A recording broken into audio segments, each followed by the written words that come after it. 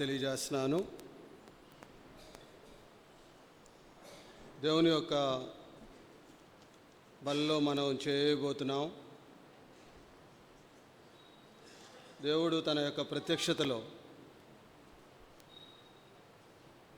దేవుడు మనతో దేవుని యొక్క వాక్యానుసారంగా ఒక తీర్మానం తీసుకొని బలిలో మనం చేయవేయటానికి ప్రయత్నం చేద్దాం. మత్తయి సువార్త 23వ అధ్యాయం. మత్తయి సువార్త 23వ అధ్యాయం.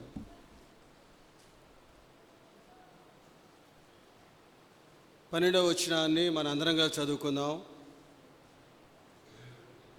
మత్తయి సువార్త 23వ అధ్యాయం 12వ వచనాన్ని.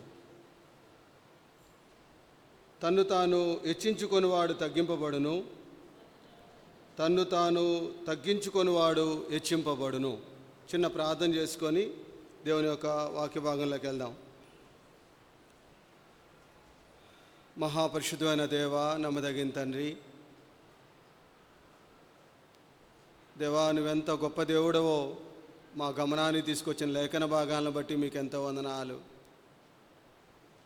మిమ్మల్ని ఆరాధించుకునేటువంటి గొప్ప భాగ్యాన్ని మా జీవిత యాత్రలో మరొక తరుణాన్ని మీరు మాకు దయచేశారు. అంత మాత్రమే కాదు ప్రభా, ఈ భూలోకంలో మేము జీవించి ఉన్నప్పుడే తండ్రి, మీ సంపూర్ణతలోకి మేము ఎదగాలని వారం వెంబడి వారం ప్రభా మీ వాక్యం ద్వారా మమ్మల్ని సంధిస్తూ ధైర్యంగా బలలో చేయగలిగేటువంటి గొప్ప భాగ్యాన్ని మీరు మాకు దయచేశారు. మీకు ఎంతో వందనాలు. దాసునైన నన్ను మీ సులువు చాటున మరుగుపరచండి. నీ బిడ్డలకు ఏది అవసరమో ఆ వాక్యాన్ని మీరు అందించండి. నాతో మాతో అందరితో మీరు మాట్లాడమని కోరుకొంచు. వాక్యాన్ని విధేయ చూపించి ప్రభా యోగ్యమైన రీతిగా ప్రభా నీ బలలో చేయగలిగేటువంటి గొప్ప భాగ్యాన్ని మాకు దయచేయమని ప్రభు యేసుక్రీస్తు వారి యొక్క నామంలో అడుగుచున్నాను తండ్రి, ఆమేన్.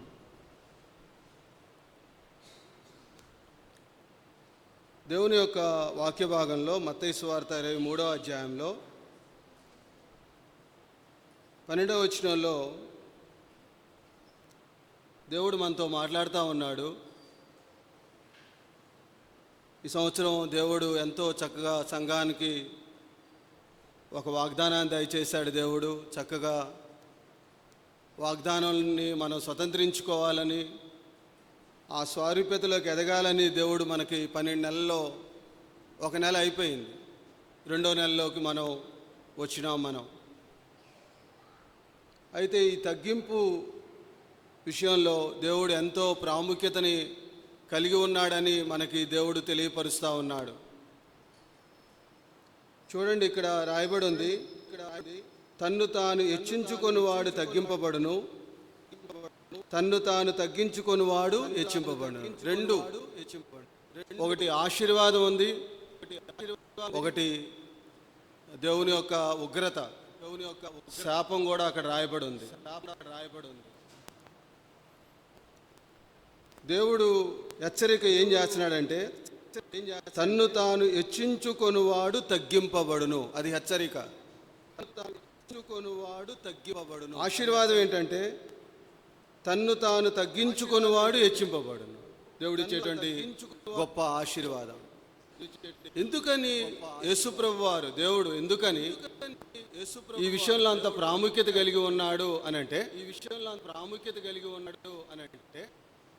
మనం ఈ యొక్క లోకంలో ఈ జగత్తు పునాది, ఈ యొక్క సృష్టి, ఇవన్నీ జరిగించిన తర్వాత దేవుడు ఈ మానవుణ్ణి నిర్మించేటప్పుడు దేవుని యొక్క గుణలక్షణాలు ఏమైతే ఉన్నాయో ఆ గుణలక్షణాలన్నీ కూడా ఆ మానవునికి దయచేసి ఏదైనా వనంలో దేవుడు ఉంచాడు.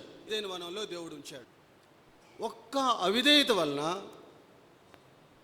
మానవుల్లో దేవుని యొక్క గుణలక్షణాలన్నీ పోయినాయి. పాపం అనేటువంటిది సంతరించుకోవటం వల్ల, పాపం అనేది ప్రవేశించటం వల్ల దేవుని యొక్క దీనత్వం, దేవుని యొక్క క్షమాపణ, దేవుని యొక్క ఐక్యత, దేవుని యొక్క తగ్గింపు, ఆ గుణలక్షణాలన్నీ కూడా మానవుల్లో నుంచి వెడలిపోయినాయి. మానవుడు ఒకవేళ ఈ పాపంతో గనక మరణిస్తే పరలోకంలో తనకు ప్రవేశం అనేటువంటిది లేదు. ఇటువంటి గుణలక్షణాలు లేకోకోకోకుండా అదే పాపంతో గనక మానవుడు మరణిస్తే పరలోకంలో ప్రవేశం అనేటువంటిది లేదు.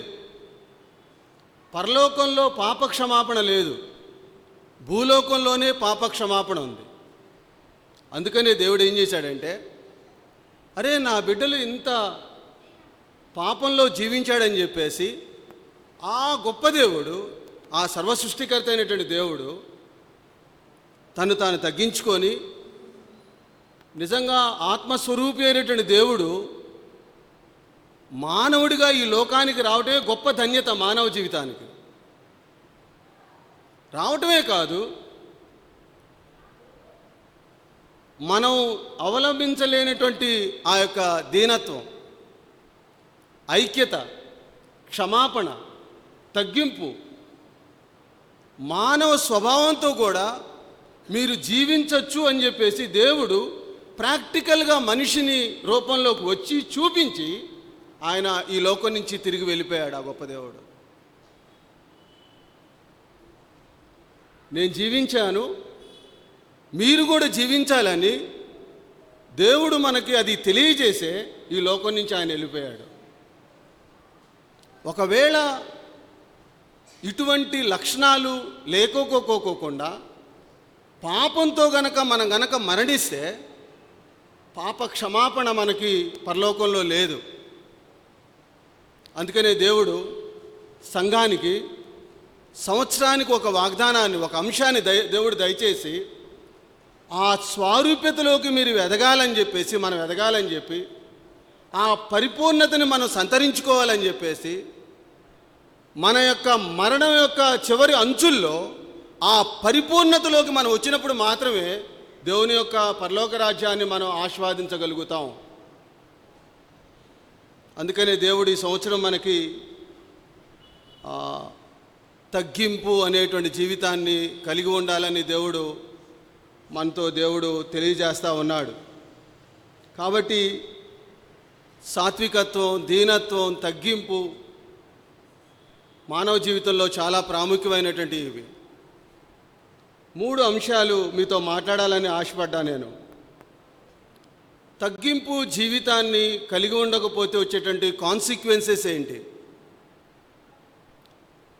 తగ్గింపు జీవితం ఎవరు కలిగి ఉన్నారు? ఒకవేళ తగ్గింపు జీవితాన్ని నువ్వు కలిగి ఉంటే దేవుడిచ్చేటువంటి బ్లెస్సింగ్స్ ఏంటి? 3 స్టెప్స్లో మనం చూసుకుంటూ వెళదాం మనం. ఎందుకనంటే ఆ పరిపూర్ణతను మనం కలిగి ఉండాలి, దేవుని యొక్క ఆశ. అందుకనే దేవుడు మనల్ని ఇక్కడ ఏర్పాటు చేసుకున్నాడు. మనల్ని తగ్గింపు అంటే అర్థం ఏంటంటే, దేవుని యొక్క తగ్గింపు అనేటువంటిది తమకు హాని చేసిన వారిని ఎదిరించడానికి బలము లేక మనుష్యులు అవలంబించే ప్రత్యామ్నాయ మార్గం. ఒక విశ్వాసి యొక్క జీవితంలో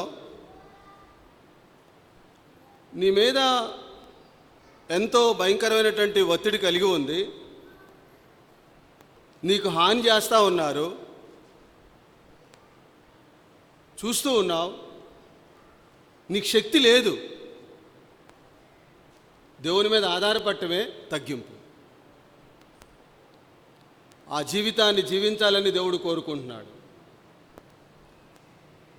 అందుకనే దేవుడు ఒక విశ్వాసి తన జీవితంలో కనపరచవలసినటువంటి ఇదొక దృక్పథాన్ని కలిగి ఉండాలి, జీవన శైలిలో ఇదొక వైఖరిగా మారాలి. దేవుని యొక్క ఉద్దేశం అది. అందుకనే ఈ తగ్గింపుకి వ్యతిరేకం ఏంటంటే గర్వం. గర్వం లేకుండా ఉండటమే తగ్గించుకోవడం. యాక్చువల్ డెఫినిషన్ అది. గర్వం నీ జీవితంలో లేదంటే తగ్గించుకుంటున్నావు అని అర్థం అన్నమాట. విశ్వాసి జీవితంలో కూడా ఈ గర్వం అనేటువంటిది చాలా ప్రాముఖ్యంగా తాండవిస్తూ ఉంటుంది. తగ్గించుకోకపోవటం వల్ల వచ్చేటువంటి మానవ జీవితంలోకి వచ్చేది ఏంటంటే గర్వం. గర్వం అనేది మనిషి జీవితంలోకి ప్రవేశించింది. ఎలా ప్రవేశించిద్దంటే ఆ గర్వం ఎలా ఉంటుందంటే చూడండి, లూకాసు వార్త 18వ అధ్యాయం. దేవుడే ఒక గొప్ప ఉపమానాన్ని మానవ జీవితంలో ఇటువంటి జీవితాన్ని జీవిస్తారని చెప్పేసి మానవ జీవితంలో దేవుడు ఎంతో స్పష్టంగా ఒక ఉపమానాన్ని దేవుడు తెలియజేశాడు. 18వ అధ్యాయం దగ్గర నుంచి 9వ వచనం దగ్గర నుంచి వచ్చిన తర్వాత ఉపమానాన్ని అక్కడ కంటిన్యూ చేస్తాడు యేసుప్రభు వారు. మన యొక్క జీవితం, మన యొక్క నడవడిక తెలిసే దేవుడే ఈ ఉపమానాన్ని తెలియజేశాడు. ఎవరో రాసింది కాదది. ఏమని 9వ వచనంలో చూడండి, తామే నీతిమంతులమని తము నమ్ముకొని ఇతరులను తృణీకరించు కొందరితో ఆయన ఈ ఉపమానము చెప్పెను. అంటే అక్కడ జరుగుతూ ఉంది మానవ జీవితంలో. అక్కడ ఇద్దరు మనుషులు దేవాలయానికి వస్తారు. ఒకడేమో పరిసయ్యుడు, ఒకడేమో సుంకరి. 11వ వచనంలోకి రండి. పరిసయ్యుడు ఇతను ఎవరు తెలుసు కదా. పరిసయ్యుడు అంటే దేవుడంటే బాగా తెలుసు, తనకి దేవుని వాక్యం అంటే బాగా తెలుసు. తన యొక్క వైఖరి ఎలా ఉంటుందంటే, ఎవరంటే వీళ్ళు విశ్వాస సంబంధులైనటువంటి వ్యక్తులు. వారి గురించి మాట్లాడుతూ దేవుడు అన్నాడు, పరిసయ్యుడు నిలబడి ఏం చేశాడంటే, దేవా, నేను చోరులను, అన్యాయస్తులను, వ్యభిచారులైనను, ఇతరుల మనుషుల వలనను, ఈ సుంకరి వలనైనను ఉండనందుకు నీకు కృతజ్ఞతాస్థుతులు చెల్లించున్నారు. ఎక్కడికి వచ్చాడు? దేవాలయానికి వచ్చాడు. ఏం చేయాలి? ఆరాధించాలి. కానీ తను ఎవరిని కంపారిజన్ చేసుకున్నాడు ఇక్కడ తన జీవితంలో? ఏమని చేస్తున్నాడు చూడండి. ప్రభా, నేను అదిగో చోరుల్లాగా లేను ప్రభా, వాళ్ళలాగా లేను ప్రభా, వ్యభిచారం కలిగినటువంటి వారిగా లేను ప్రభా, ఇదిగో వాళ్ళ మనుషుల్లాగా నేను లేను ప్రభా, ఇదిగో నా పక్కన ఈ సుంకరు ఉన్నాడు చూసావా, వీళ్ళలాగా నేను లేను ప్రభా. తను తానే సెల్ఫ్ సాటిస్ఫాక్షన్ తన జీవితంలో ఉంది. ఆ వచ్చేటువంటి విశ్వాసి జీవితంలో వచ్చేటువంటి గర్వం ఏంటో తెలుసా? ఆత్మ సంబంధమైనటువంటి గర్వం, ఆత్మీయమైనటువంటి గర్వం. తనలో ఉన్నటువంటి 3 విషయాలు ఏంటో తెలుసా? తనకు తానే చెప్పుకోవటం, ఇతరుల కంటే నేను గొప్పగా ఎంచుకోవటం. అక్కడ రాయబడి ఉంది, ప్రభా అక్కడున్నారు చూసా, ఆ మనుషుల్లాగా నేను లేను ప్రభువా. ఎప్పుడొచ్చింది అది? ఆత్మ సంబంధమైనటువంటి గర్వం మన జీవితంలో ఎప్పుడైతే ప్రవేశించిద్దో, దేవుణ్ణి పోల్చుకోవటం పోయి నీ జీవితంలో, నా జీవితంలో ఏమొచ్చిందంటే ఇతరుల్ని కంపారిజన్ చేసుకోవడం ప్రారంభిస్తాం మనం. చాలా డేంజరస్ అన్నమాట ఇది మనకి ఆత్మీయ జీవితంలో. పైకి మనకు అది అలా వచ్చిందని కూడా మనకు తెలియదు. అది ఒక్కోసారి పరిసయ్యుడు యొక్క జీవితం అలా ఉంది. వీళ్ళు ఏం చేస్తారంటే ఇతరులని తక్కువగా చేసి మాట్లాడటం. ఇతరులు చెడ్డవారు, మనం మాత్రమే మంచివారు అని సమర్థించుకోవటం. ఇతరులని తప్పుల్ని ఏరటం. ఆ పరిసయ్యుడు అదే చేశాడు. ఏం చేశాడు? ఇతను చెబుతున్నాడు, వాడు చోరుడు ప్రభా, వాడు అన్యాయస్తుడు ప్రభా, అదిగో అక్కడ వ్యభిచారు ఉన్నారు ప్రభా. ఇతనే తీర్పు తీరుస్తున్నాడు. ఆత్మీయమైనటువంటి గర్వం మనిషి జీవితంలో పీక్ స్టేజ్కి తీసుకెళ్ళిపోయింది. వ్యక్తిగత పాపాన్ని ఒప్పుకోవడానికి కూడా సాహసించరు అటువంటి వాళ్ళు. ఇంకా వాళ్ళ జీవితం ఎలా అయిపోతుందంటే, రక్షణను గురించి తిరస్కరించి తనంతట తానే గొప్ప చేసుకుంటూ ఉంటాడు. రక్షణ దేవుని యొక్క ఔన్నత్యం ఇచ్చాడు ప్రభా, ఇది నాకు ఇచ్చినటువంటి గొప్ప ధన్యత ప్రభా అనేది కూడా మర్చిపోయి తనంతట తానే ఆధారపడటం తన జీవితంలో ఏర్పాటు చేసుకుంటూ ఉంటాడు. పరిసయ్యుని యొక్క జీవితంలో కూడా అదే. అలా అలా అలవాటైపోతూ మన జీవితంలో దేవుని నుంచి ఎడబాటు చాలా వరకు వచ్చేస్తుంది.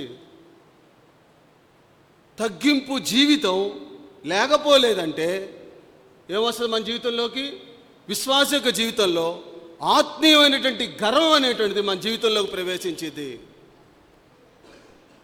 ఇటువంటి వాటితో మనం గనక జీవిస్తూ మన యొక్క జీవితం తుదమట్టుకు గనక జరిగినట్లయితే పైనున్న దేవుడు మనల్ని యాక్సెప్ట్ చేయడు.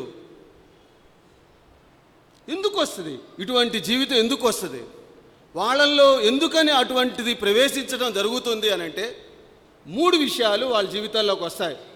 ఏంటంటే ఈ ఆత్మీయమైనటువంటి గర్వం రావడానికి గల కారణాలు ఏంటంటే, మొట్టమొదటి చూడండి, కీర్తనల గ్రంథం 52వ అధ్యాయం. 52వ అధ్యాయం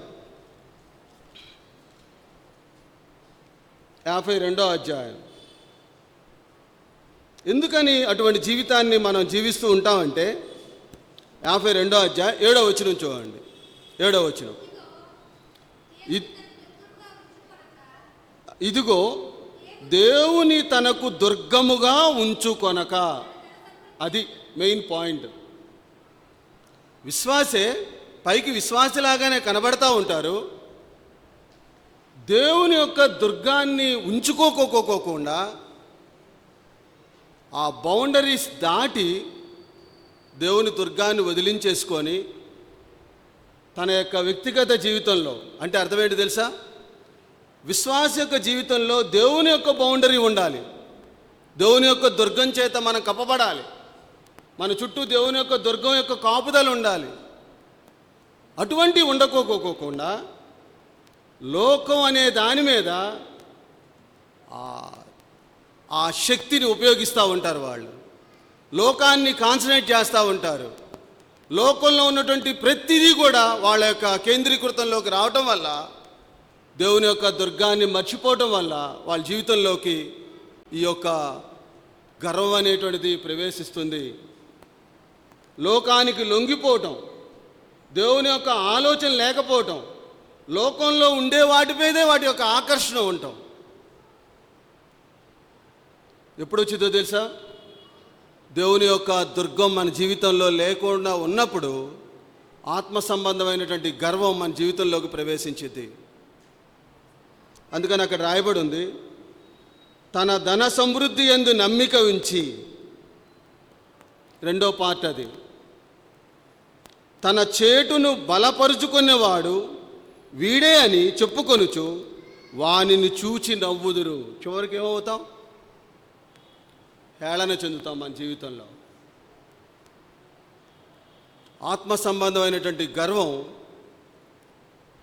చాలా వాటికి కూడా మన జీవితాన్ని పాడు చేస్తుంది. దేవుని యొక్క బౌండరీ, దేవుని యొక్క దుర్గం లేకపోతే సాతానుడు మన జీవితంలోకి ఏదైతే తీసుకురావాలో విశ్వాసిగానే ఉంటూ దేవుని నుంచి క్రమేణా చాలా జాగ్రత్తగా మనల్ని దేవుని నుంచి దూరం చేస్తూ ఉంటాడు మనల్ని. రెండో చూడండి, చివరికి వాళ్ళ జీవితంలో ఏమైపోయిందంటే దేవుడు నా జీవితాన్ని లీడ్ చేస్తున్నాడు అనేది మర్చిపోయి తన జీవితమే ప్రాధాన్యం అని ఈ జీవితం మీద ఆధారపడిపోతారు. ఇక అంతే. దేవుని గురించి ఆలోచించటం, దేవుని యొక్క స్వారూప్యతను ఆలోచించటం, ఆ పరిపూర్ణతలోకి రావాలని ఆలోచించకపోవటం, అరే ఒక పరలోకం ఉంది, నేను చనిపోతే అక్కడికి వెళ్ళాలి, నా యొక్క జీవితం ఏంటనేటువంటి ఆ భయం కూడా వాళ్ళ జీవితాల్లో నుంచి పోతుంది. రెండోది చూడండి, యెహెజ్కేలు గ్రంథం 33వ అధ్యాయం. రెండో కాన్సెప్ట్ చూద్దాం. చూడండి, యెహెజ్కేలు గ్రంథం 33వ అధ్యాయం.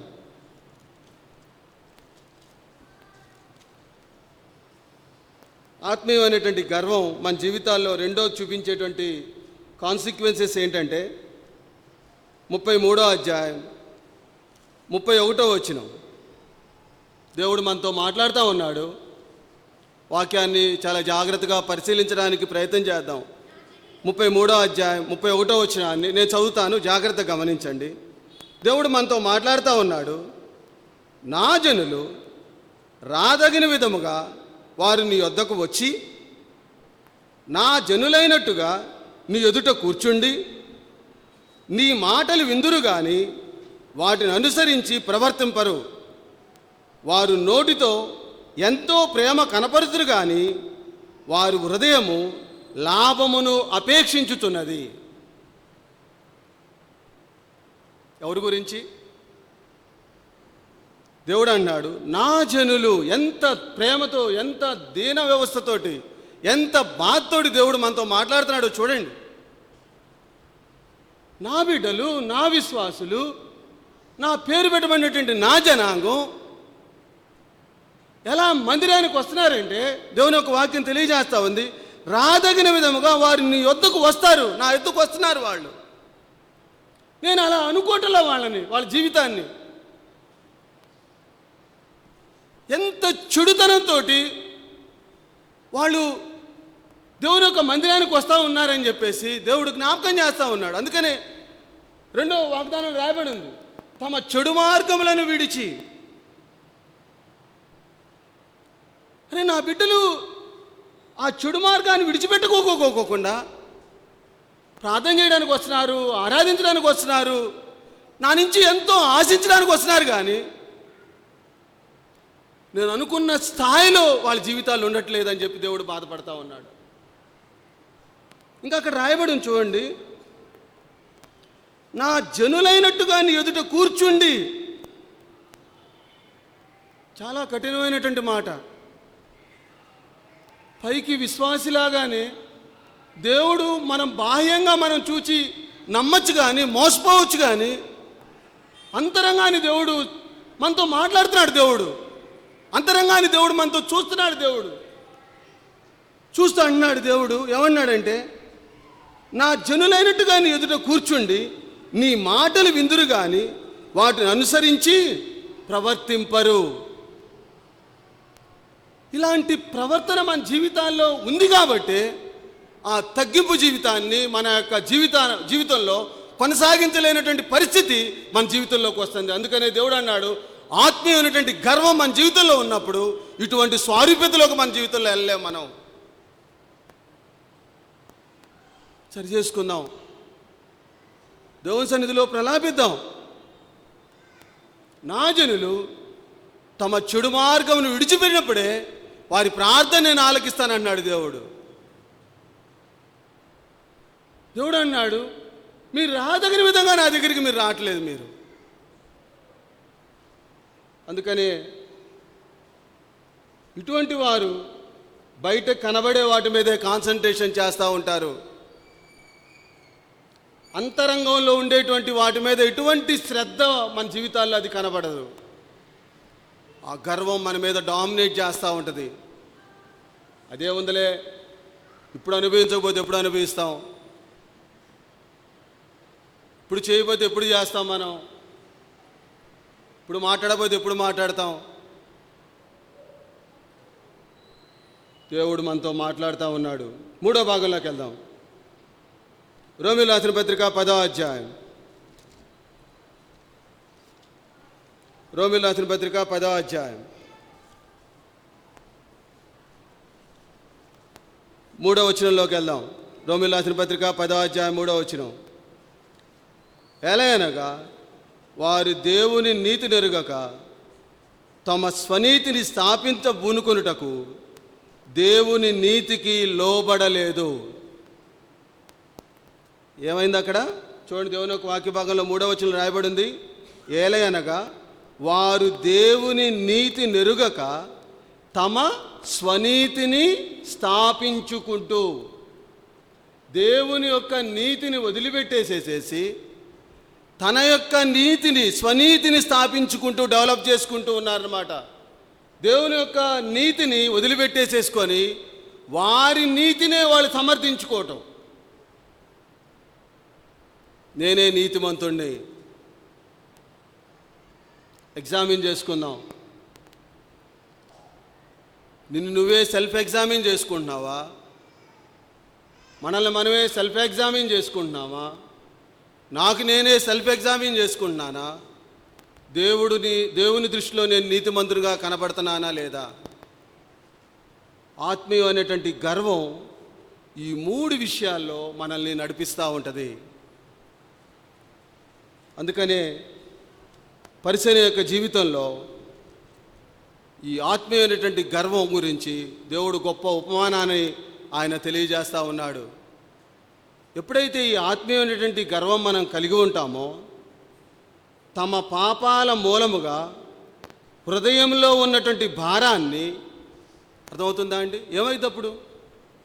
పాపం భారంతో నిజంగా ఆ విశ్వాస యొక్క జీవితంలో దేవుని యొక్క ఆత్మను మనం కలిగి ఉంటే పశ్చాత్తాపంతో దేవుని సన్నిధికి వస్తాం. మనం ఏం చేస్తారు తెలుసా? ఈ వ్యక్తులు వ్యక్తిగత సమర్థత ద్వారా వదిలించుకోవాలని ప్రయత్నం చేస్తూ ఉంటారు. ఏముందిలే, ఇదేముంది. కాబట్టి చివరికి ఇంకా ఏ విధమైన పరిస్థితిలోకి వస్తారంటే, గర్వం కలిగి ఉండుట సరైనదే అని వారికి వారు ప్రాధాన్యత ఇచ్చుకుంటూ సమర్థించుకుంటూ ఉంటారన్నమాట. అయితే దేవుని యొక్క వాక్యం తెలియజేస్తూ ఉంది, విశ్వాస యొక్క జీవితంతో మాట్లాడుతూ ఉన్నాడు దేవుడు. యాకోబు రాసిన పత్రిక 4వ అధ్యాయం. యాకోబు రాసిన పత్రిక 4వ అధ్యాయం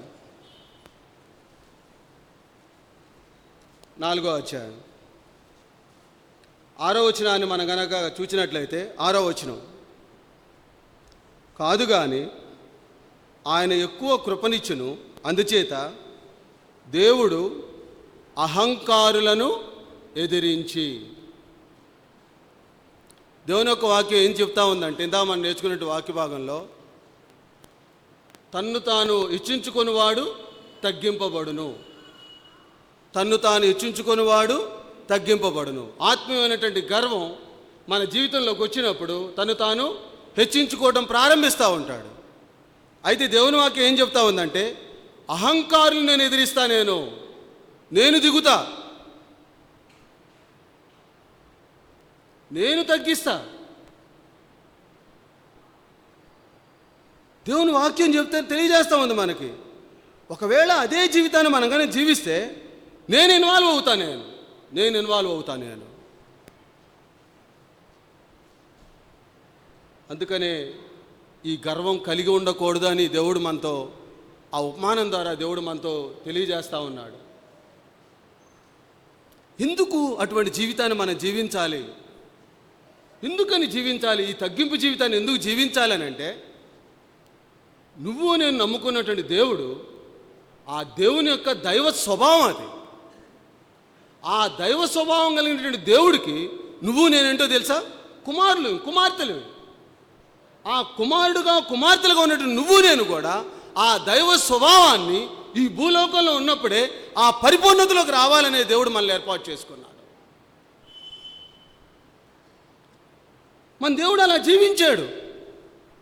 అందుకనే చూడండి, ఫిలిప్పీయులకు రాసిన పత్రిక 2వ అధ్యాయం చూడండి. ఫిలిప్పీయులకు రాసిన పత్రిక 2వ అధ్యాయం. నేను ఎందుకు ఉండాలి అలా అంటే, నువ్వు నేను నమ్ముకున్నటువంటి దేవుడు అలాంటి జీవితాన్ని జీవించాడు. ఎలాంటి జీవితాన్ని జీవించాడంటే, చూడండి దేవుని యొక్క వాక్య భాగంలో చూడండి. ఫిలిప్పీయులకు రాసిన పత్రిక 2వ అధ్యాయం 8వ వచనం నేను చదువుతా చూడండి. 2వ అధ్యాయం 8వ వచనం. అక్కడ రాయబడి ఉంది, అక్కడ చివరి భాగం రాయబడి ఉంది, ఆయన మనకు తెలిసిన వాక్య భాగం, తన్ను తాను తగ్గించి, ఎంత విధేయత చూపిన వాడే తన్ను తాను తగ్గించుకున్నాడు. ఎంత తగ్గించుకున్నాడంటే, మానవాకారంలో ఈ లోకానికి రావడానికి దేవుడు తగ్గించుకున్నాడు. సృష్టికర్త అయినటువంటి దేవుడు మానవాకారంలో రావటం అనేటువంటిది ఒక ఊహకు అందనటువంటి గొప్ప విషయం. అది ఎందుకో తెలుసా? ఆ తగ్గింపు స్వభావం నువ్వు కలిగి ఉండాలనే, నీకు చూపించాలనే ఆ దేవుడు ఈ లోకానికి వచ్చి ఆ తగ్గింపుని కలిగి ఉన్నాడు దేవుడు. నువ్వు రేపొద్దున వెళ్ళి, ప్రభా నేను మానవుని కదా, నేను తగ్గించుకోలేకపోయానంటే కుదరదు. నేను మానవాకారంలో వచ్చి నేను తగ్గించుకున్నా. నువ్వు ఆ స్వభావాన్ని కలిగి ఉండాలి కాబట్టి నేను చేర్చి నిరూపించాను నేను. ఒకవేళ అటువంటి జీవితం కనుక మనం జీవించకపోయినట్లయితే, నువ్వు నేను నమ్ముకున్నటువంటి దేవుడు అటువంటి స్వభావాన్ని కలిగి ఉన్నాడు. దేవుడు కుమార్తెలు అని చెప్పుకుంటున్నాం, బల్లో మనం చేయి వేస్తున్నాం, ఆరాధిస్తున్నాం. ఆ స్వభావాన్ని కలిగి మనం జీవించగలుగుతున్నామా? దేవుడు మనల్ని కోరుకుంటున్నాడు. దేవుడు ఏం కోరుకున్నాడు తెలుసా? చూడండి, అక్కడ రాయబడి ఉంది 2వ అధ్యాయం 5వ వచనం చూడండి. ఫిలిప్పీయులకు రాసిన పత్రిక 2:5 క్రీస్తు యేసున కలిగిన ఈ మనస్సు మీరు కలిగి ఉండాలి. బయటోళ్ళు కాదు మనకి, ఆ వ్యక్తి ఈ వ్యక్తి కాదు మనకి. నీ యొక్క మోడల్ ఎవరంటే ప్రభువైన యేసుక్రీస్తు వారు. ఆయన ఏ మనసు అయితే కలిగి ఉన్నాడో మన జీవితం.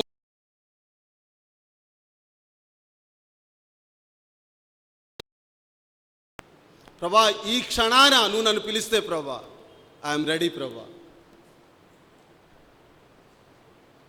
అటువంటి పరిపూర్ణతలోకి మనం జీవించినప్పుడే ఆ పరలోకం యొక్క ఔన్నత్యాన్ని మనం పొందగలుగుతాం. మనం ఏదో జీవించాం, అయిపోయింది, మన జీవితం వెళ్ళిపోతుందిలే అనుకోవద్దు. మనం దేవుడిచ్చేటువంటి ఆ గొప్ప బహుమానం కోసం మనం ఎదురు చూద్దాం. మనం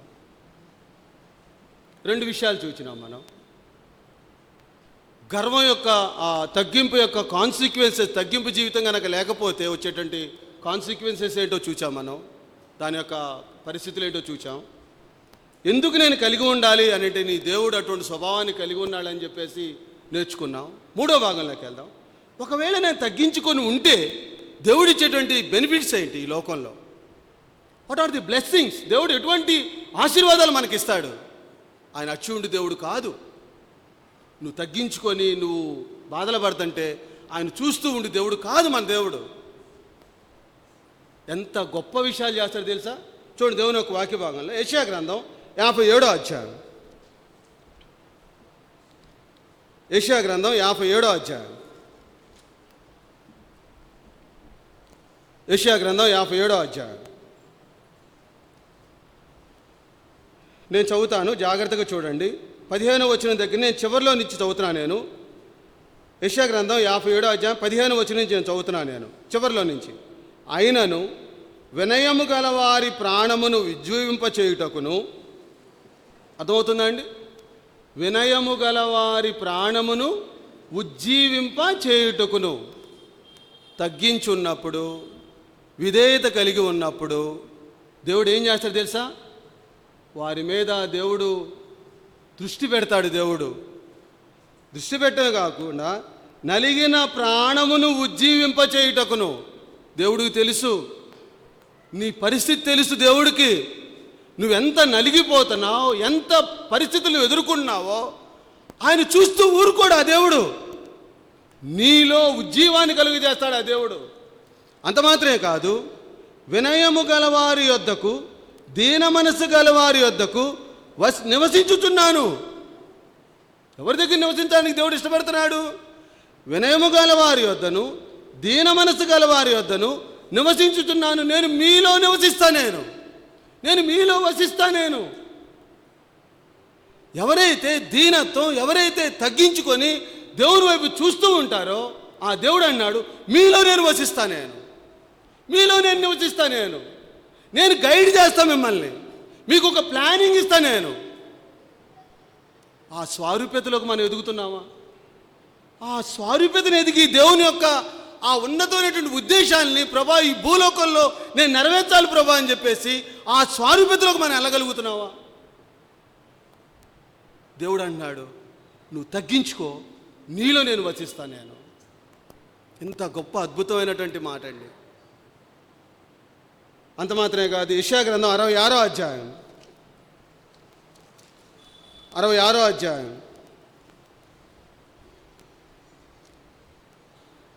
66వ అధ్యాయం 2వ వచనాన్ని నేను చదువుతున్నా చూడండి.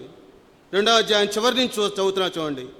ఎవడు దీనుడై నలిగిన హృదయము గలవాడై నా మాట విని వణుకుచుండునో వానినే నేను దృష్టి ఉంచుతా. వసించడమే కాదు, నా యొక్క దృష్టి అంతా కూడా ఆ కుటుంబం మీద, ఆ వ్యక్తి మీద, ఆ బిడ్డల మీద నేను గైడ్ చేస్తాను. ఎంత గొప్ప ఆశీర్వాదం అండి. ఆ అనుభూతిలోకి మనం వస్తున్నామా? ఆ అనుభూతిని మనం అనుభవించగలుగుతున్నామా? దేవుడిచ్చేటువంటి మొట్టమొదటి ఆశీర్వాదం అదే. రెండో ఆశీర్వాదం చూడండి, యాకోబు రాసిన పత్రిక 4వ అధ్యాయం. యాకోబు రాసిన పత్రిక 4వ అధ్యాయం 4వ అధ్యాయం 10వ వచనం. రెండో ఆశీర్వాదం యాకోబు రాసిన పత్రిక 4వ అధ్యాయం 10వ వచనం. ప్రభువు దృష్టికి మిమ్మును మీరు తగ్గించుకొనుడి, అప్పుడు ఆయన మిమ్మును హెచ్చించును. తగ్గించుకో. దేవుడు ఏమన్నాడు? లోకంలో నిన్ను నేను కనపరుస్తాను. నేను తగ్గించుకొని వాడు హెచ్చింపబడును. ప్రభువు దృష్టికి మిమ్మును మీరు తగ్గించుకొనుడి, అప్పుడు ఆయన మిమ్మును హెచ్చిస్తాను. నేను కనపరుస్తా ఆ బిడ్డను. నేను యేసేపు యొక్క జీవితంలో ఎంతమంది మోసం చేశారు, ఎంత నలిగిపోయాడు తన జీవితంలో, ఎంత తగ్గించుకున్నాడు తన జీవితంలో. కానీ దేవుడు ఏం చేశాడు? గొప్ప ఆశీర్వాదాన్ని ఇచ్చాడు, రాజుగా చేశాడు దేవుడు. దావీదు యొక్క జీవితంలో ఎంతో కఠినమైనటువంటి వ్యవస్థలు, గొర్రెలు కాచుకునేటువంటి దావీదు ఎంత తగ్గించుకున్నాడు తన జీవితంలో, గొప్ప రాజుగా చేశాడు. సౌలు యొక్క జీవితంలో దేవునికి ఎదిరించేటువంటి పరిస్థితి వచ్చినప్పుడు దేవుని యొక్క ఆత్మను కోల్పోయాడు సౌలు. తన జీవితంలో శాపగ్రస్తుడు అయిపోయాడు సౌలు. కానీ దావీదు వచ్చేపాటికి తగ్గించుకునే జీవితం ద్వారా గొప్ప ఆశీర్వాదాన్ని పొందాడు దేవుడు. దేవుడు అన్నాడు, తగ్గించుకో, నేను నిన్ను కనపరుస్తాను. నేను ఎక్కడో కాదు, ఈ లోకంలోనే నిన్ను నేను కనపరుస్తాను. నేను ఇక్కడే కాదు, రాబోయేటువంటి యుగయుగాలు నివసించే ఆ పరలోక రాజ్యంలో కూడా నేను నిన్ను కనపరుస్తాను. నేను అటువంటి జీవితాన్ని మనం ఇష్టపడుతున్నామా? 2 ఆశీర్వాదాలు నేర్చుకున్నాం. ఒకటి, మీలో వసిస్తా నేను. రెండోది, మిమ్మల్ని నేను కనపరుస్తా నేను. మూడోది చూడండి, మత్తయి సువార్త 5వ అధ్యాయం. మత్తయి సువార్త 5వ అధ్యాయం 5వ అధ్యాయం 3వ వచనం. మత్తయి సువార్త 5వ అధ్యాయం 3వ వచనం. ఆత్మ విషయమై దీనులైన వారు ధన్యులు, పరలోక రాజ్యము వారిది. ఆత్మ విషయమై దీనులైనటువంటి వారికి దేవుడు ఏమిస్తున్నాడు?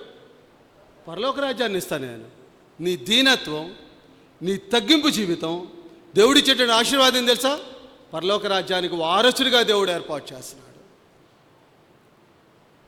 ఈ లోకంలో ఉన్న పరిస్థితుల గురించి ఆలోచించుకొని, ఈ లోకంలో ఉన్న పరిస్థితుల గురించే మనం వాటి మీద కాన్సన్ట్రేట్ చేసి మన జీవితాన్ని మనం పాడు చేసుకునే కన్నా, దేవా నీ ఔన్నత్యం ప్రభా, నీ గొప్పతనం ప్రభా దేవునికి వదిలేసేసేసి, ప్రభా నాలో వసించు ప్రభా.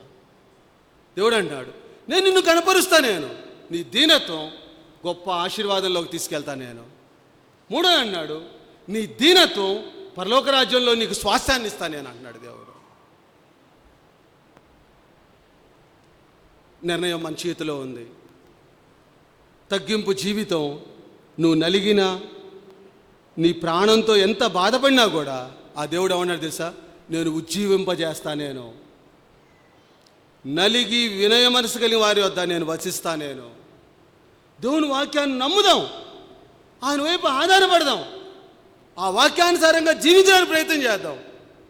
ఆయన ఇచ్చినటువంటి ఆ వాగ్దానాల్ని మనం స్వతంత్రించుకునే విధంగా మన జీవితాన్ని మనం కొనసాగిద్దాం. మనం చివరిగా దేవుడు నీతో నాతో మాట్లాడుతున్నాడు.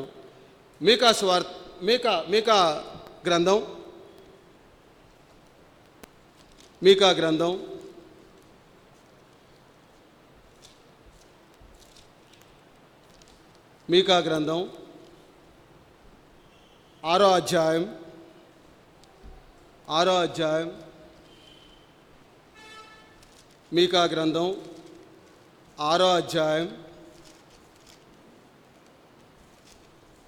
నేను చదువుతా చూడండి. 6వ అధ్యాయం 8వ వచనాన్ని నేను చదువుతున్నాను, జాగ్రత్తగా గమనించండి. మీకా గ్రంథం 6వ అధ్యాయం, నీతో నాతో మాట్లాడుతూ ఉన్నాడు దేవుడు. 6వ అధ్యాయం 8వ వచనాన్ని నేను మాట్లాడుతున్నాను, నేను చదువుతున్నాను. జాగ్రత్తగా దేవుని యొక్క వాక్యాన్ని ఆలోచించండి. మనుష్యుడా, ఏది ఉత్తమమో అది నీకు తెలియజేయబడి ఉన్నది. మనుష్యుడా, షాలేము సంఘ విశ్వాసులారా, ఏది ఉత్తమమో అది నీకు తెలియజేయబడి ఉన్నది. న్యాయముగా నడుచుకొనుటయు, కనికరమును ప్రేమించుటయు, దీనమనస్సు కలిగి నీ దేవుని ఎదుట ప్రవర్తించుటయు, ఇంతే కదా యెహోవా నిన్ను అడుగుచున్నాడు. ఈ లోకంలో దేవుడు మనల్ని ఇవే అడుగుతుంది. దేవుడు మనతో మాట్లాడుతుంది ఇదే.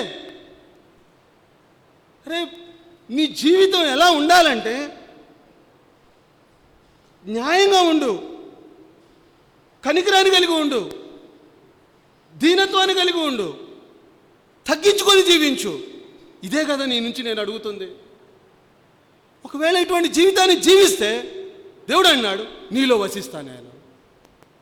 ఇటువంటి జీవితాన్ని జీవిస్తే నిన్ను నేను ఘనపరుస్తాను నేను. ఇటువంటి జీవితాన్ని జీవిస్తే పరలోక రాజ్యంలో నీకు నేను స్వాస్థ్యాన్ని ఇవ్వబోతున్నాను నేను. పరిశీలించుకుందాం. దేవుని బల్ల మన ఎదుట ఉంచబడింది. దేవుడు అంటున్నాడు, నా జనులు తమ చెడు మార్గములను విడిచిపెట్టిన ఎడల, మీకు ఏది కావాలో అడగమంటున్నాడు దేవుడు, అది నేను ఇస్తాను నేను. అందుకనే తన్ను తాను హెచ్చించుకొని వాడు తగ్గించబడును, తన్ను తాను తగ్గించుకొని వాడు హెచ్చింపబడును. కాన్సిక్వెన్సెస్ ఏంటో చూచినాం. నా దేవుడు ఎటువంటి లక్షణాలు కలిగి ఉన్నాడో చూచినాం. దేవుడు ఇచ్చేటువంటి గొప్ప ఆశీర్వాదాలు ఏంటో చూచినాం. దేవుడు అంటున్నాడు, మనుష్యుడా, ఏది ఉత్తమమో అది నీకు తెలవబడి ఉన్నది. చాయిస్ మనకు వదిలిపెట్టాడు దేవుడు. నిర్ణయం మన మీద ఉంది.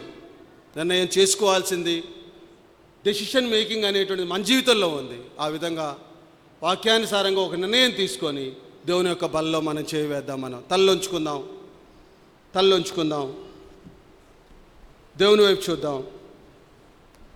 చాలా ప్రశస్తమైన సమయం ఇది. దయచేసి ఎవరంతా వాళ్ళని తల్లొంచుకు